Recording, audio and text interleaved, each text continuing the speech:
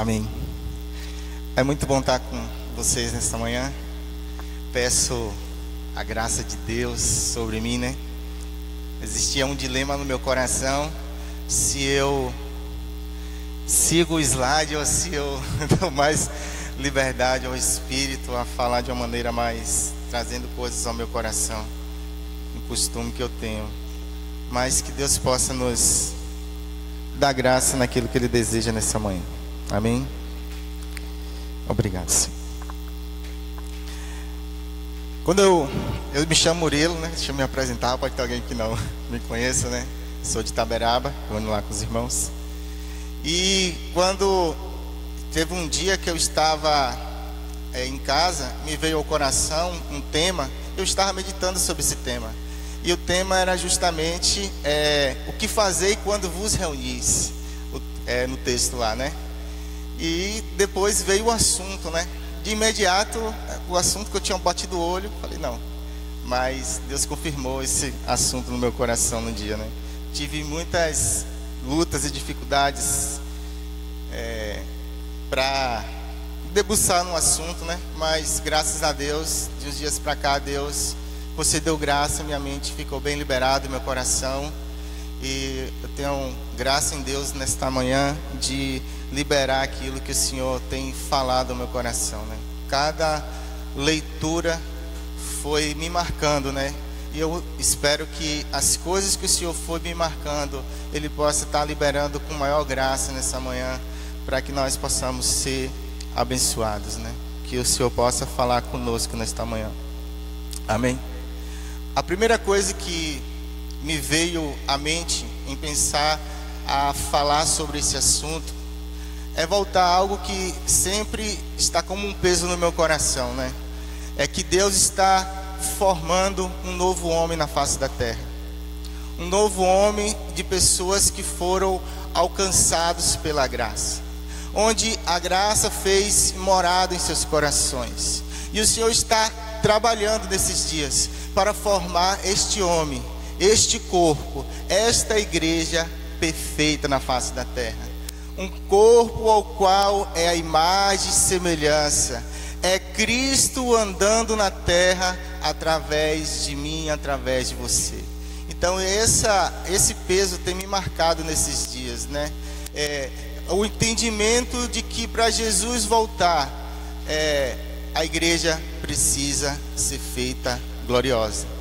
Precisa existir uma igreja gloriosa. E quando nós pensamos no tema da escola, pensamos nos aspectos da vida cristã, nada mais é também voltar à nossa origem, a compreender que esta é de fato a realidade que precisamos viver, não nos dias de domingo, mas todos os dias, ao levantar, ao acordar, os aspectos da vida, da realidade, da pessoa, da natureza, da expressão de Cristo precisa estar visivelmente em nós. Nós somos as testemunhas, nós somos as pessoas que manifestam a graça, nós somos as pessoas que o Senhor derramou o seu Espírito, ao qual manifestamos o Deus ressurreto que vive e que está em mim e que está em você. Então, dentro dessa fala minha, eu venho falar que os dons são ferramentas importantes para o trabalho da edificação, do levantamento de um homem que é a imagem e expressão do Senhor nesses dias na face da terra. Amém? Então, irmãos, dons é algo importantíssimo. Dons é algo que necessitamos para o trabalho da vida e desenvolvimento da igreja. Amém? Então, um pensamento. Os dons são uma peça-chave para a edificação do corpo. Para termos uma igreja madura, saudável e forte, preparada para a volta do Senhor, precisamos saber usufruir dos dons do Senhor nos deu. Então, os dons, em outras palavras, ele não é um empecilho para a vida da igreja, mas o mau entendimento dos aspectos dos dons, do funcionamento dos dons, da execução dos dons, tem sido muitas vezes um problema, porque muitos têm rejeitado os dons por falta, por uma questão de teológica, vamos se dizer também, mas também por questões de mau funcionamento e aproveitamento dos dons. Então, na igreja existem pessoas feridas por causa de a execução correta dos dons. Então, os dons são uma ferramenta chave, uma peça essencial para a edificação. Foi o Senhor que nos deu.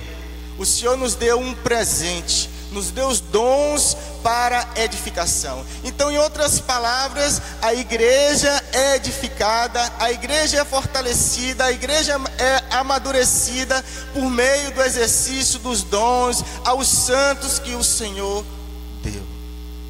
Amém? Então, os sensacionistas, eles falam que os dons cessaram. Então, esse material que eu li, em outras palavras, ele vem trabalhando contra esse pensamento que diz: este termo se refere a alguém que crê que os dons chamados dos dons milagrosos do Espírito cessaram no primeiro século.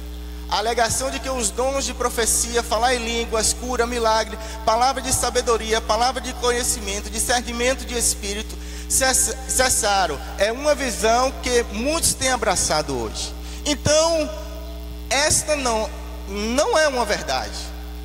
Então, ele veio buscando mostrar que existe de fato, né? E combater esse tipo de pensamento, né?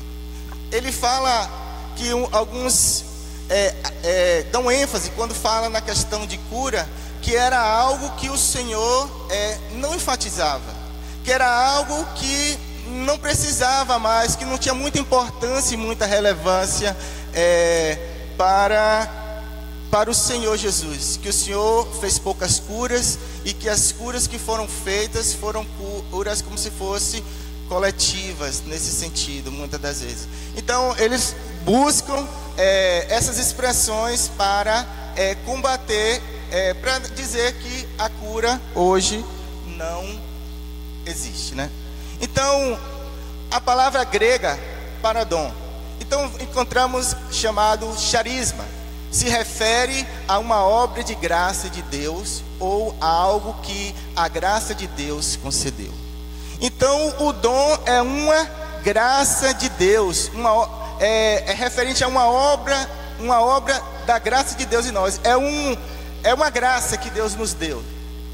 Em outro termo que é usado é pneumático, em 1 Coríntios 12:1, também, que são expressões gregas que se referem a dons. Outra é a diaconia, em outras palavras, serviço. Se charisma aponta para a origem dos dons espirituais, diaconia é muito utilizado para traduzir os ministérios. Serviço aponta para o seu propósito. Então, os dons têm um propósito. Os dons foram dados para um serviço. Qual o serviço? O serviço da edificação, consolação e fortalecimento do corpo de Cristo.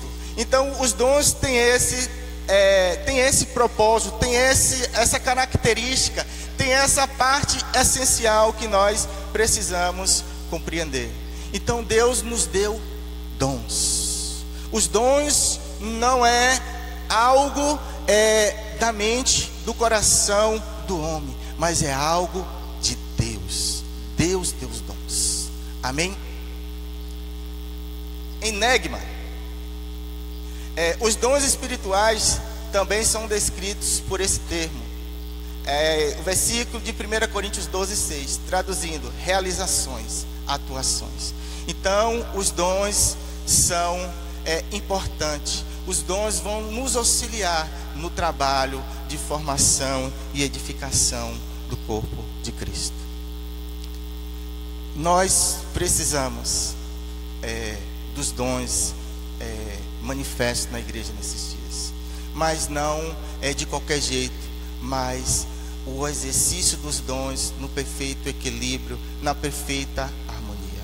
Nós precisamos de dons, mas também precisamos de harmonia.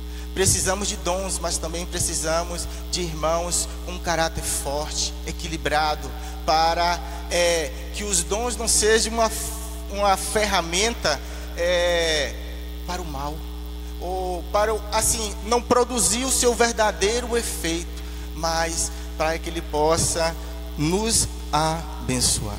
Amém? Então, algumas frases sobre dons.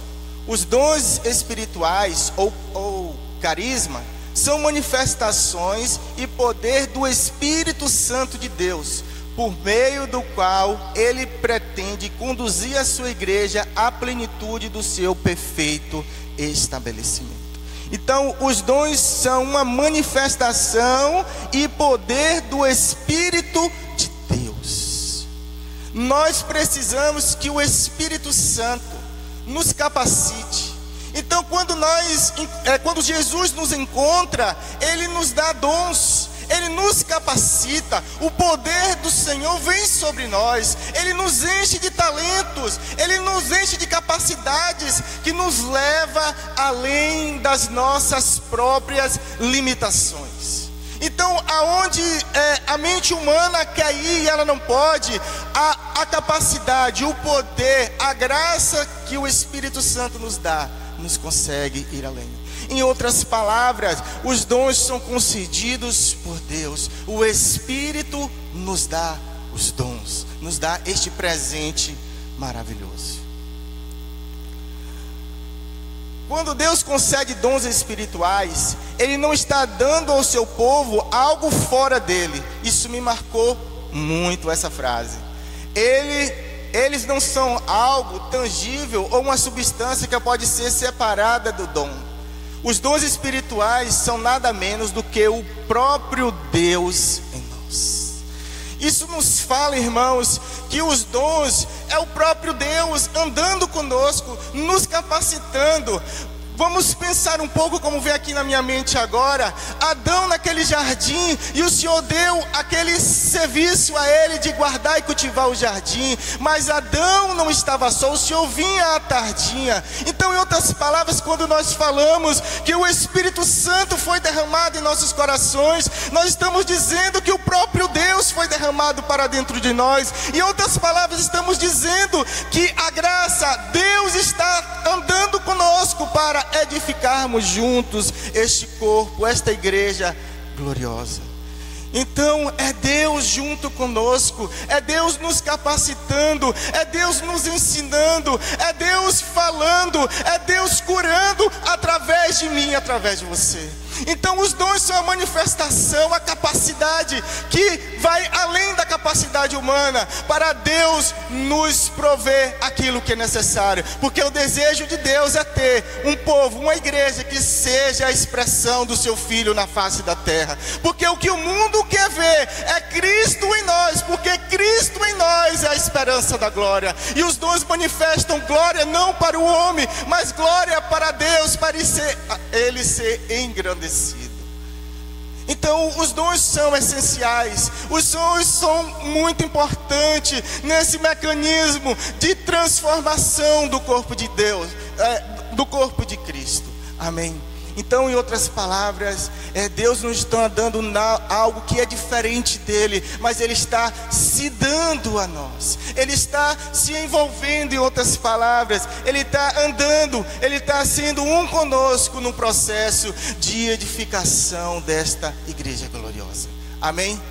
Então, eu vou repetir ali, os dons espirituais são nada menos do que o próprio Deus em nós, fortalecendo as nossas almas, transmitindo revelação à nossa mente, fluindo poder em nossa vontade, nas nossas vontades, e operando o seu propósito soberano, cheio de graça por meio de nós. Então, a graça operada por meio de nós. Os dons, o dom são essa graça de Deus também, vamos falar assim, que é operada em nossas vidas. Amém?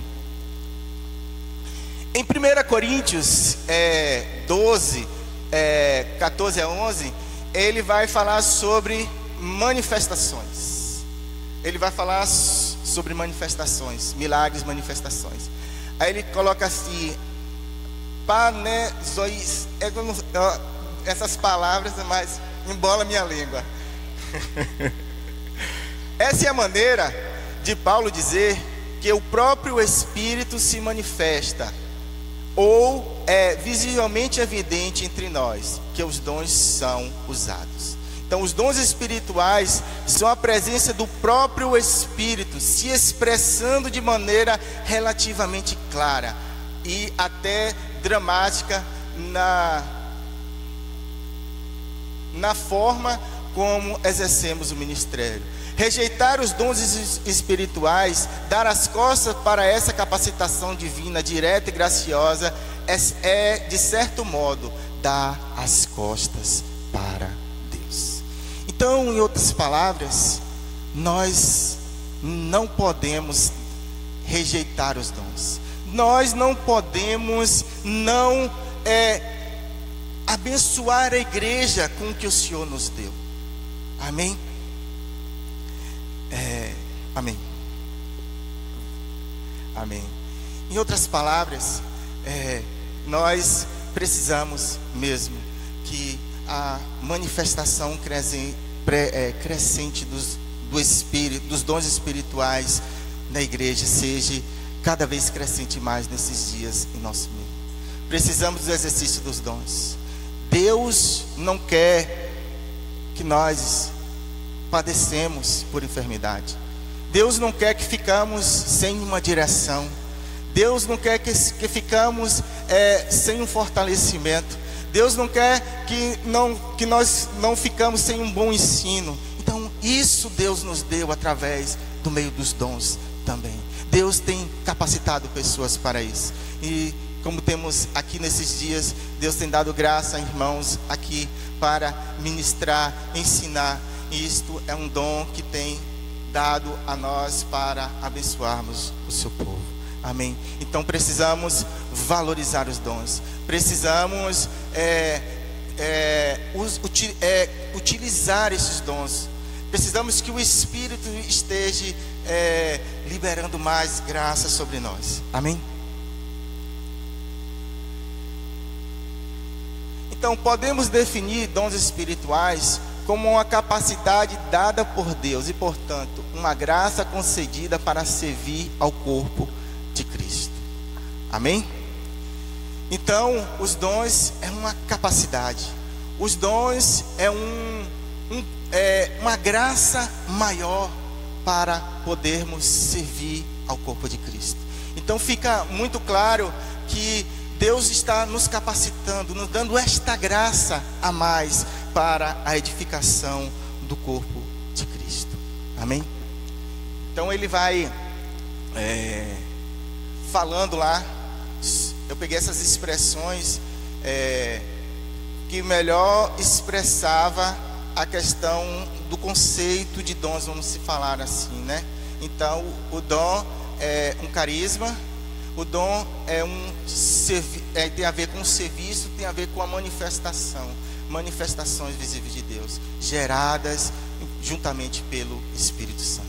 O Espírito Santo nos capacita a executar o ministério. Amém?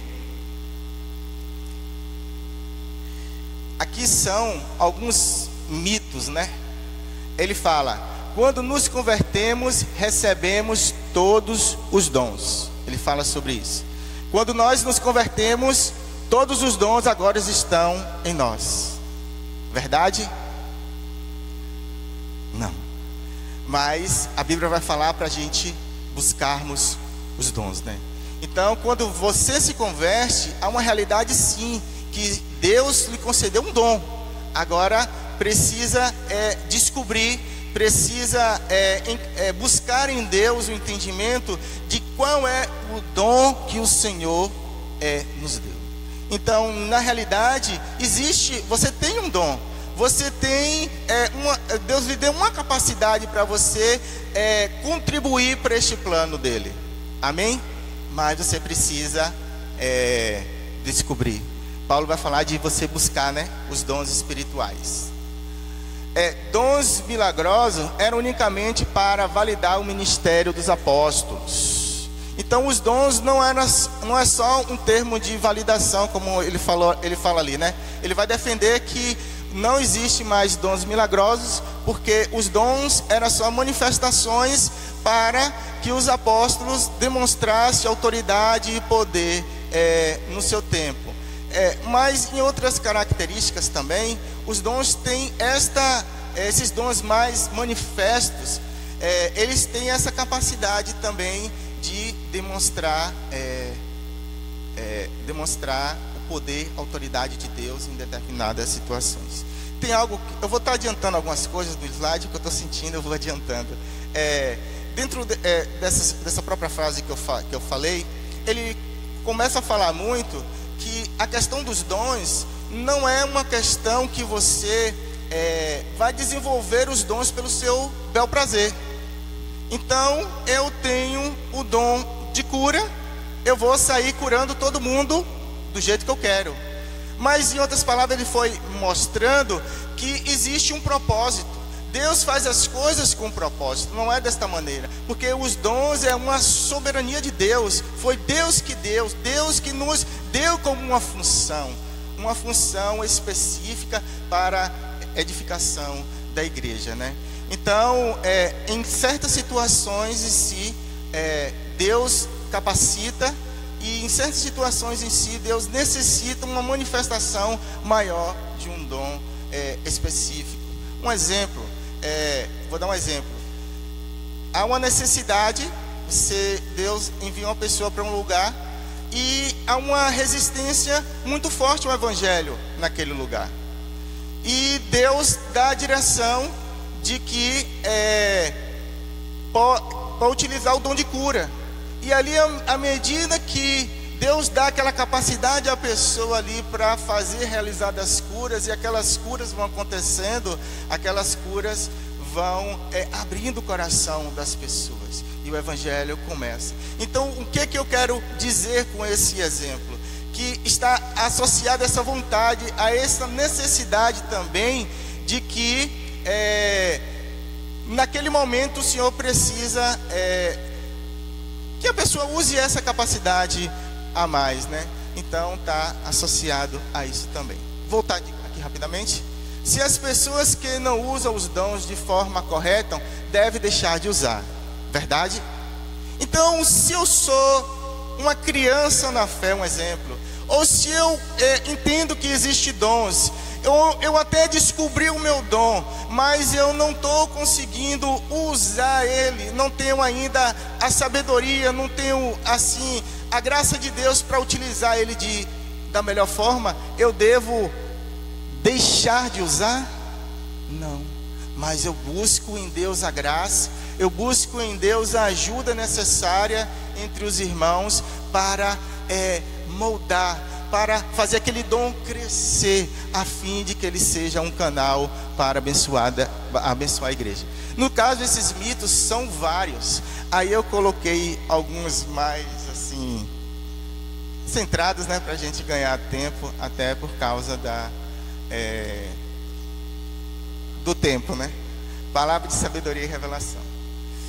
Então, assim, irmãos, ele não trata de todos os dons em si, né? Ele trata de alguns dons, e eu vou estar falando, mas como eu falei com vocês, eu tentei buscar o significado dentro de cada coisa que pudesse melhor trazer uma explicação geral de dons, um entendimento, uma função melhor para a gente associar com os dons, né? Palavra de sabedoria. A palavra a sabedoria espiritual, no entanto, refere-se primeiramente aos propósitos misteriosos de Deus, pelos quais Ele redime o seu povo por meio da loucura da cruz. Ou seja, a palavra revelada explicaria ou revelaria a sabedoria de Deus em trazer a salvação ao mundo perdido por meio da vida, morte e ressurreição de um carpinteiro de Nazaré. Ou ainda, palavra de sabedoria pode ser a capacidade de articular revelações acerca dos misteriosos propósitos salvíficos de Deus para a humanidade, tanto no plano global quanto aplicado a indivíduos, revelações capazes de transformar as nossas vidas. Então ele, nesse ponto, ele vem trazendo que a palavra de sabedoria está ligado a uma capacidade de Deus, a um dom que capacita a nós compreendermos mais sobre a graça, a salvação, o propósito de Deus, né? Então está ligado a esse entendimento também, né? Uma capacidade a mais, como se fosse assim, na área do ensino, para expressarmos melhor, entendermos melhor a obra, como ele traz ali, a obra de salvação de Jesus em nossas vidas. Amém? Porque quando a gente falamos de palavras de sabedoria, dentro do contexto que nós temos na igreja hoje, carismática, fica muito voltado a um exemplo. A questão de você trazer uma palavra que vai dar a direção em si, né, para a vida da pessoa. Então ele quis trazer também que não está referente só a uma situação como essa, né? Palavra de revelação. A revelação é a iluminação ou conhecimento que vem do Espírito Santo, de modo imediato e espontâneo, independentemente dos meios naturais, ou a conclusão lógica a qual qualquer cristão pode chegar por meio da observação e do estudo das Escrituras. Está voltada à revelação tanto a segredos ocultos de uma pessoa, quanto à revelação de fenômenos naturais e muitas outras coisas. Então ele coloca que a palavra de revelação, a revelação, está ligado a você, uma capacidade que Deus lhe dá de você saber de algo que só peculiarmente a pessoa sabia, né? Aí nessa parte ele cita um exemplo de Spurgeon, que ele estava na pregação e de repente ele aponta para uma pessoa e ele fala assim, se eu não me engano você pegou o casaco que não era seu, em outras palavras, né? E aquilo trouxe algo na vida da pessoa. Ele vai explicando lá, né? Então está ligado a isso. Então Deus nos capacita para essas situações, né? Desta obra, né? De saber, né? Ele fala ali também em relação a fenômenos naturais e outras coisas, né? Então Deus revela coisas que vão acontecer também, esta palavra de revelação. Então, em outras palavras, o termo revelação está associado a isso, a essa revelação, a essa iluminação, a esse conhecimento que vem do Espírito Santo. Esse conhecimento que você obteve, que não foi de você mesmo, não tinha como você ter aquela informação, né? Mas o próprio Espírito trouxe aquela informação naquele momento, né? Então, voltando novamente, a gente vê que são coisas relacionadas a um propósito, não é coisas feitas pela minha própria vontade, né? Então, aí ele entra aqui também nas definições do que são milagres. É um evento observável, extraordinário ou surpreendente. Outra definição que ele coloca não pode ser explicado de modo racional em termos de capacidades humanas ou forças conhecidas no mundo. É percebido como um ato direto de Deus e é habitualmente entendido como um evento de valor simbólico. Então ele fala que os milagres estão associados a essas expressões também. É um evento observável, extraordinário e surpreendente. Então é um evento que desperta, é algo que é surpreendente o acontecimento de um milagre, né?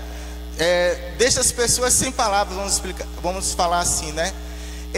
Não pode ser explicado de modo racional.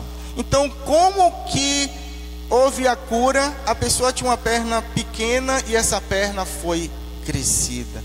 Então é algo inexplicável em si. Certo que tem certas coisas que assim, a ciência explica, né? Mas tem coisas que vão além da ciência, né? Então, vai muito mais além, né? Então, são só definições de como podemos compreender, para a gente compreender melhor a questão de milagres, né? Então, ele está associado a isso. Ele fala assim: habitualmente tem um entendimento que tem um valor simbólico. Então, o acontecimento é algo importante, como no exemplo que eu citei de uma cura. Alguns definem milagre como ato de Deus, define um milagre como um ato de Deus trabalhar no mundo independente do meio ou instrumentos que produzam o resultado desejado. Muitas das vezes, porém, Deus usa instrumentos para realizar coisas milagrosas, como no caso de Jesus alimentando 5.000 pessoas por meio da multiplicação de um almoço de um menino, né? Nesse ponto, ele trouxe essa expressão. Ele vem defendendo que mesmo que aconteça um milagre, esse acontecimento grandioso, Deus não é algo que Deus não está envolvido. Eu achei isso interessante, né? Ele veio trazer que não é como que Deus está isolado da criação, isolado de tudo, e agora ele está intervindo por meio de milagres, né? Foi basicamente esse o entendimento que eu entendi lá naquela parte que ele vai, nessa parte que eu li para vocês, né? Então ele vem falando que não pelo acontecer o milagre, não é algo que Deus está externo a Deus, né? Não é algo que Deus não está presente, que Deus está envolvido, né? Mas Deus está envolvido nisso, mesmo com a realização desses acontecimentos tão grandiosos, como ele define o milagre como acontecimento grandioso. Outros definem milagres como o agir de Deus de modo contrário às leis naturais, mas isso implica afirmar que existem forças naturais que operam independente de Deus, forças ou leis que Deus precisa violar para transpor a realização dos milagres, né? Essas duas frases estão ligadas a isso que eu expliquei, né? Então não é uma questão que Deus está externo, ou que Deus está fazendo uma coisa assim que não pode ser feita, entendeu? Que Deus não está envolvido, mas Deus está envolvido no milagre em meio a todas essas situações, né? A questão, Deus transformou a água em vinho. Deus não fez nada além, Ele só fez da forma dele modificar o processo mais rápido, né? Vamos falar assim. Então, os sensacionistas, eles dizem que Jesus não operou, que os milagres, Jesus não dava muita ênfase a milagres, né? Então uma declaração paritética de Yancey parece ignorar as declarações de João 20, 30, 21, 25 sobre os atos não registrados de Jesus. O fato de que esses versículos dizem que Jesus realizou tantos outros milagres além dos registrados nas Escrituras, que seriam dificilmente enumerados. João 21, 25.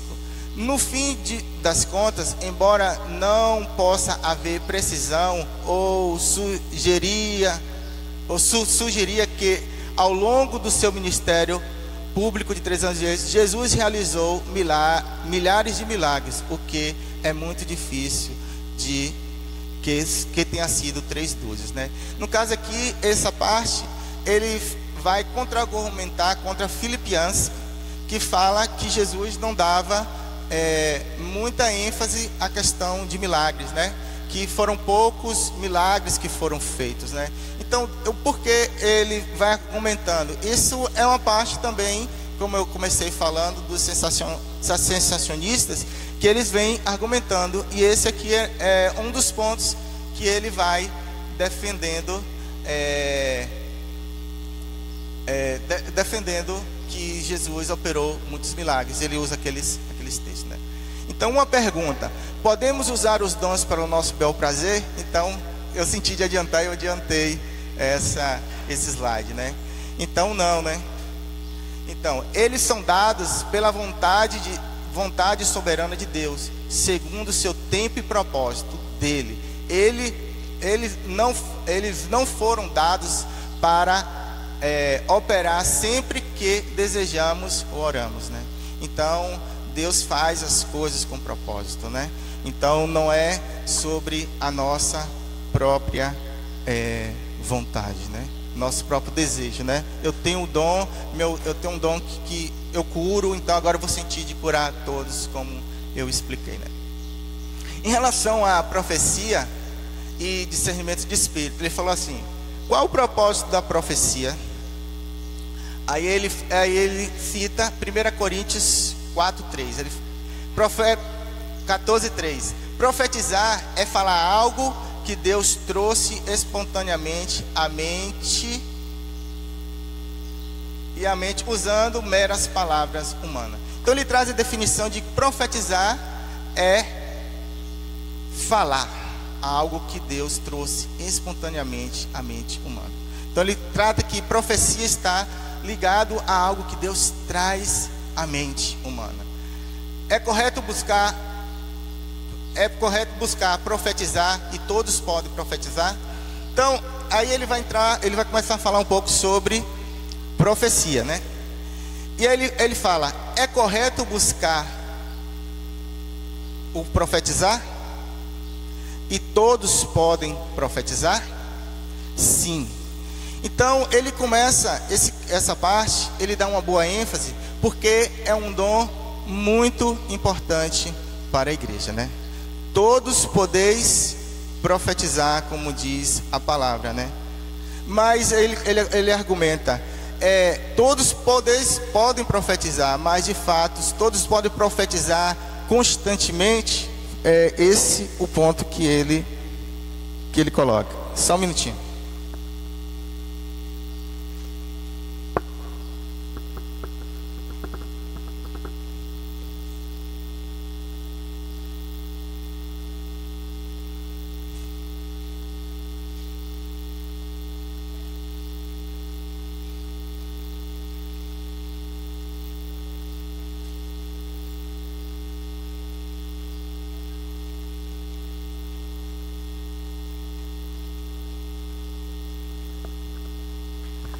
Então, todos podem profetizar, não somente é correto, mas também é obrigatório. Em 1 Coríntios 14:1, Paulo nos ordena buscar com dedicação os dons espirituais, principalmente o dom de profecia.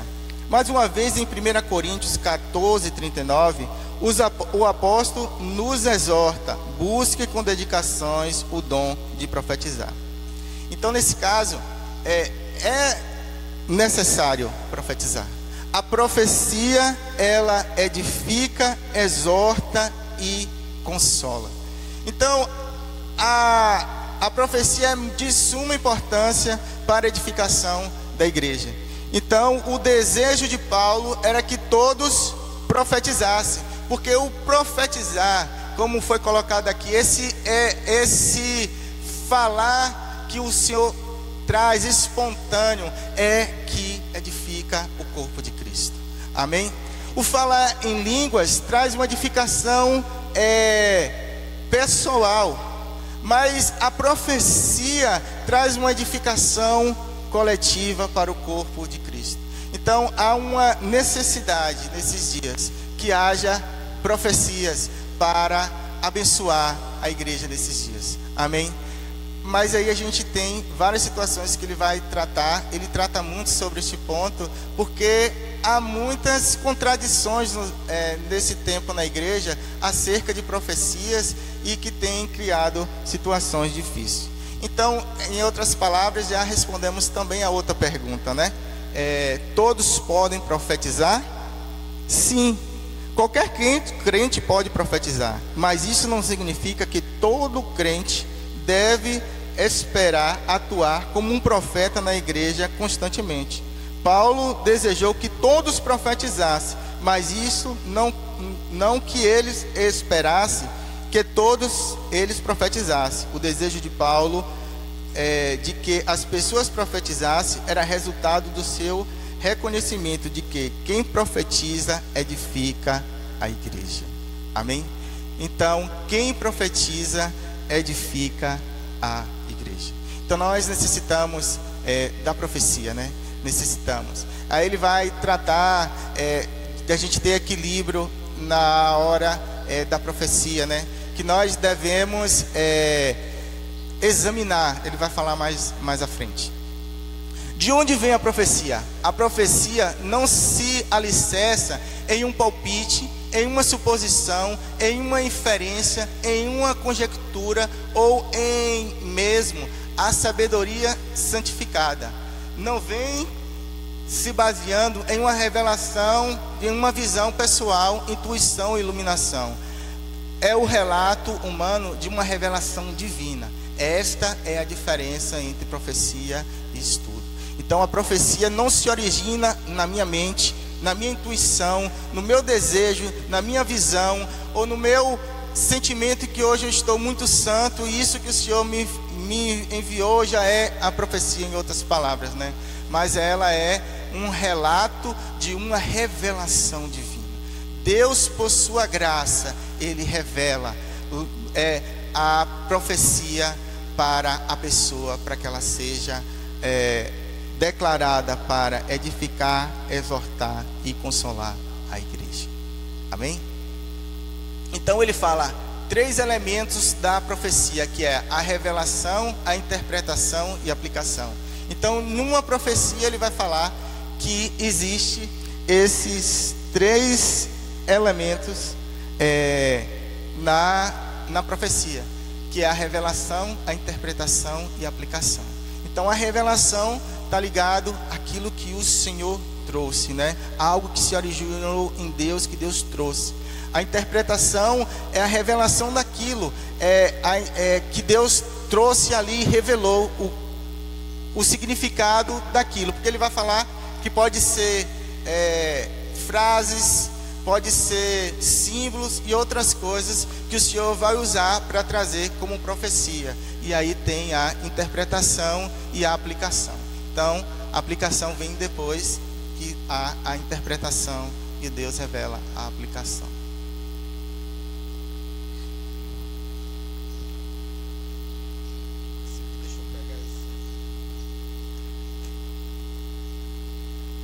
Então, o próximo ponto ele vai falar 5 cuidados que devemos tomar em relação à profecia. Então ele vai tratando, como eu falei com vocês, existe muitos cuidados a ser tomados em relação à profecia, né? Aí ele coloca, primeiro cuidado: evite o uso de profecias para esclarecer doutrinas ou práticas que caem que crescem de uma sustentação bíblica explícita, que carece de uma sustentação bíblica explícita. Então ele fala assim: cuidado com a profecia, com um certo tipo de profecia que carece de sustentações bíblicas explícitas, né? Então, por que ele está dando esses cuidados? Porque nós devemos examinar as profecias, né? Outro que ele coloca: não apele às profecias para definir padrões que comprometem as questões secundárias, né? Então, não apele a profecias que definam padrões que prometem questões secundárias, né? Então, não é que a igreja tem que estar gerando profecias para estipular padrões. Então, eis que eu profetizo que você deve andar, um exemplo, desta forma, porque na Bíblia diz assim, tal, tipo assim, né? Padrões, estipular padrões.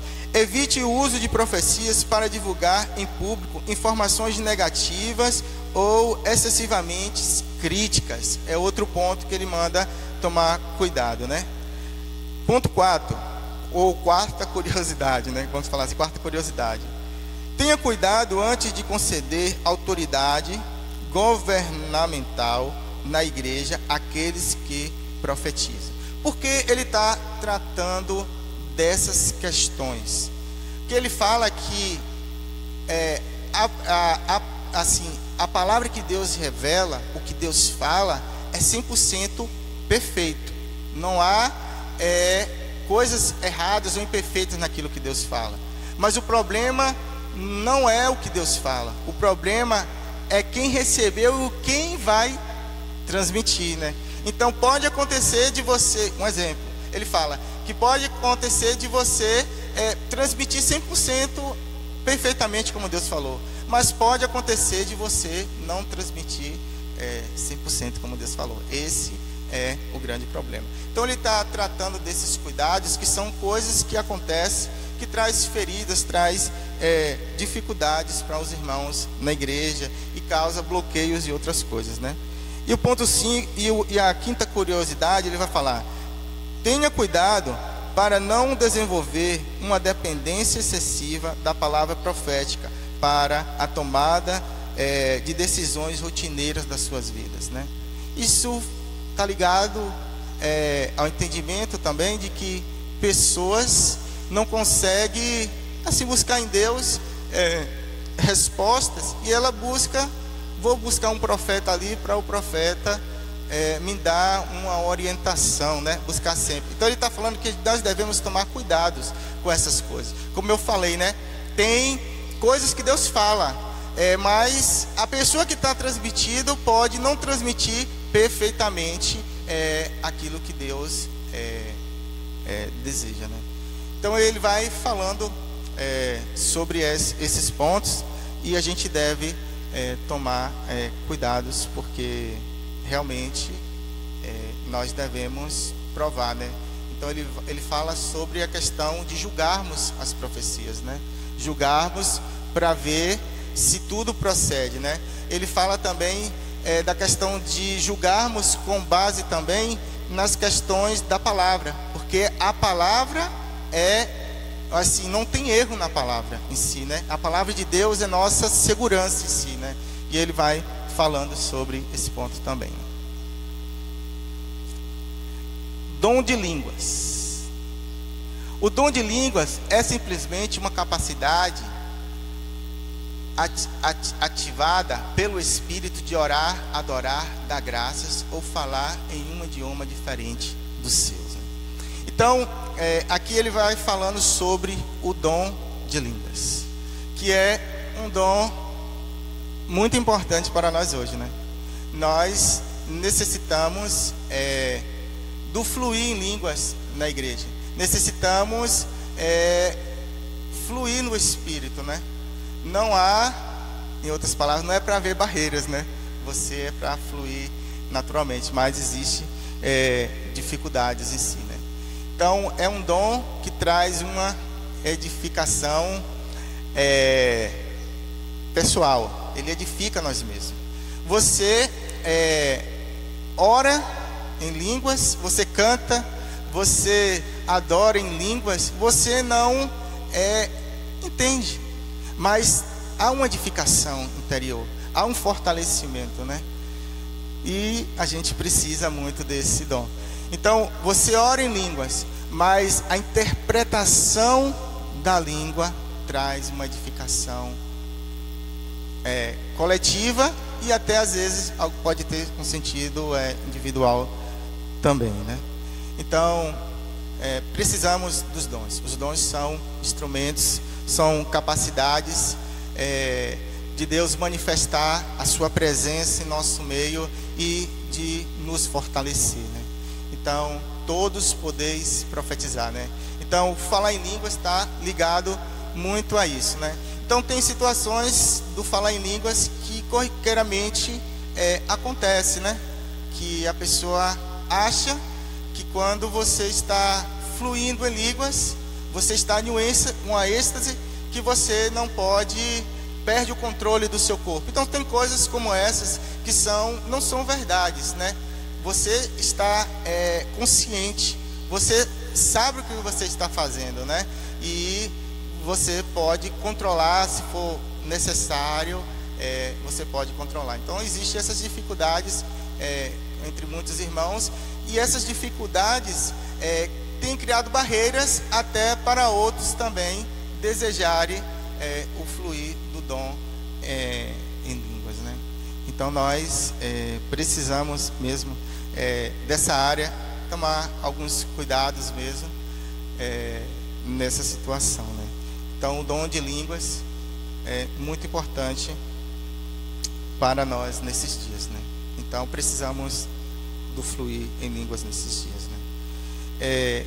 Eu senti de falar algo, no caso, sobre o dom de línguas. Algo, esse que eu falei, é algo muito importante, porque é uma dificuldade mesmo, né? Às vezes você não tem um entendimento correto e você tem coisas na mente, concepções que cria barreiras em você. E essas barreiras vai impedir você de usufruir do melhor que Deus tem para você, por exemplo, no dom de línguas, né? Então, quando o Senhor encheu-me dessa graça também, em um dia, a primeira coisa que eu sempre ouvi os irmãos explicarem, né? Que nós temos o controle, que nós não estamos fora de si. E o primeiro aspecto que me veio à mente foi fazer essa prova, falando essa experiência pessoal, né? E aí eu levantei e eu vi que não continuava fluindo, e eu estava percebido, ouvia as pessoas falando e eu falando. Então isso fortaleceu a minha vida, essa experiência, né? E também é notório, irmãos, que quando nós experimentamos esse fluir, essa capacidade maior do Senhor de fluir em línguas, há uma mudança nas nossas vidas. Naquele momento que o Senhor me encheu do seu Espírito e transbordou, que o fluir em línguas é esse transbordar do Espírito. Você está tão cheio de Deus que transborda e você flui em línguas. Ele até fala que são línguas, que pode ser línguas que você de idiomas, vamos dizer assim, e também pode ser línguas que você não conhece. Ele cita essas duas questões, e pode ser línguas de anjos, ele vai falando dessas questões. Mas assim, quando você tem essa capacidade a mais, modifica a sua vida. Eu comecei, Deus deu graça, eu começava a fluir em coisas que eu tinha dificuldades. Então, o falar em línguas nos edifica, né? Então, eu via a questão assim de fortalecimento em certas áreas que tinha dificuldade, uma graça maior para vencer o pecado. Então nós precisamos de que o Espírito Santo nos encha nesses dias. A igreja precisa desse enchimento de poder, desse revestimento maior de poder nas nossas vidas nesses dias, tanto para o fluir em línguas, como eu estou falando, mas também para um exercício maior dos dons que são muito importantes nesses dias. Amém? Aí estou aberto para as perguntas.